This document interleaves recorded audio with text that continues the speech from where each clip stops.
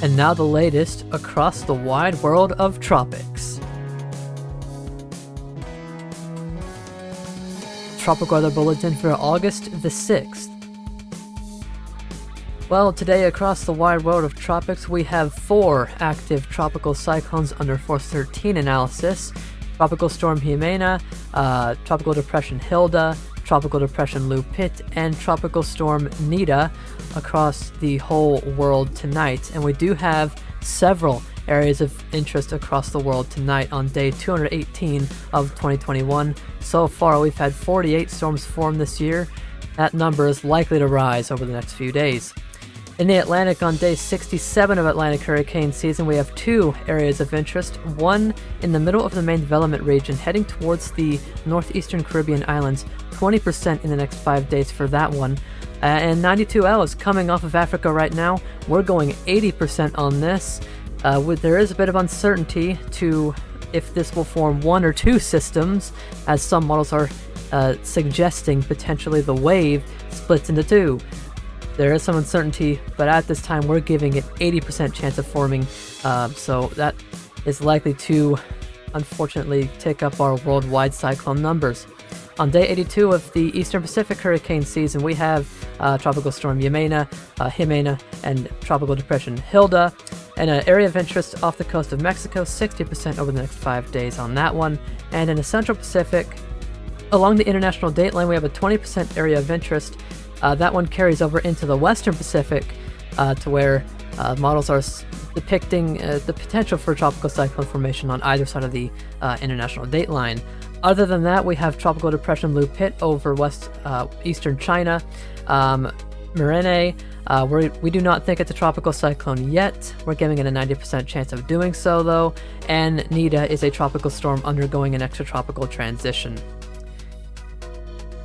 And let's get right into the satellite imagery across the Atlantic basin today, courtesy of RAM. You can see the very disturbed thunderstorm activity near and out off of the coast of Africa.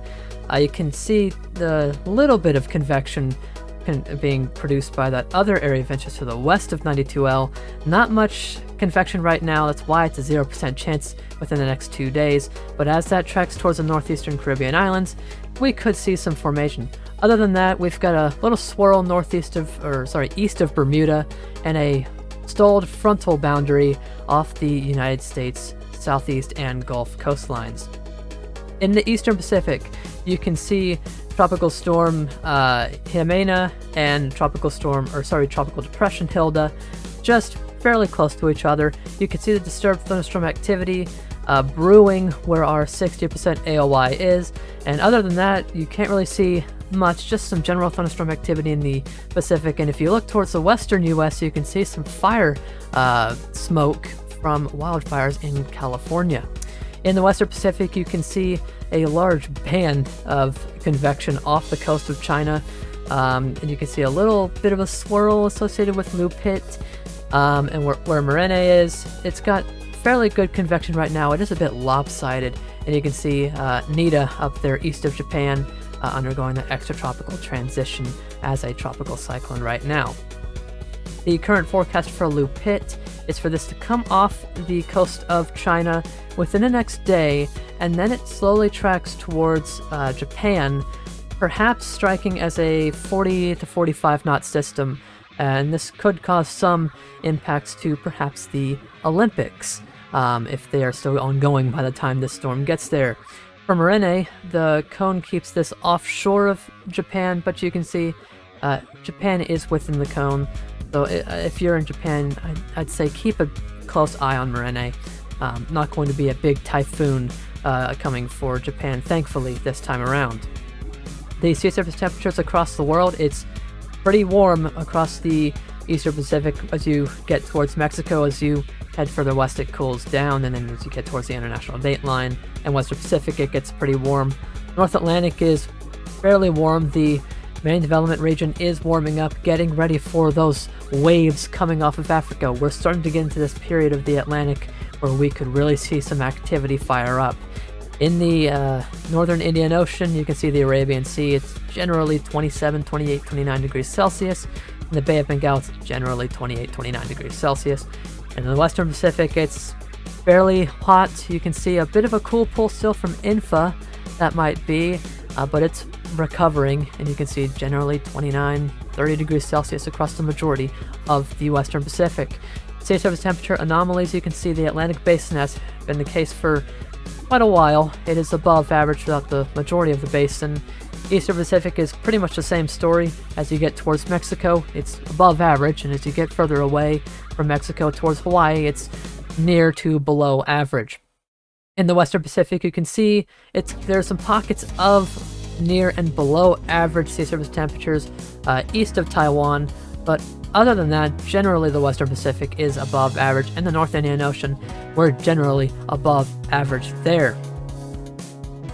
On this day, on August 6, 2009, we had Hurricane Felicia, a Category 4. It was peaking on this day with winds, I believe, around 125 knots. Quite an incredible system to see. Kind of similar in a way to the Felicia that we saw just a couple weeks ago, peaking as a quite strong Category 4 hurricane. And we also had Enrique to the northeast of the system, tropical storm that would soon weaken below tropical storm status. And we had Typhoon Morakot east of Taiwan near the southern Japanese islands that would track and make landfall in Taiwan, either as a tropical storm or typhoon. Quite an interesting on this day. On the naming lists, the Atlantic is looking likely to use up Fred. That is the next name, and the next name after Fred is Grace. In the Eastern Pacific, the next name is Kevin, followed by Linda. In the Central Pacific, we've got that AOI in the Central Pacific. I'm having doubts of it forming, but if it forms, perhaps Hone will make a surprise appearance. Won't be too great though. In the Western Pacific, the next name is Omias, followed by Consin. In the North Indian Ocean, we aren't likely to see it anytime soon, but the next name is Gulab. In the Australian region, the next name is Patty, followed by Ruby. In the Southwest Indian Ocean, the next name is Anna. And in the South Pacific, we're looking out for Cody. We'll have another tropical weather bulletin tomorrow night.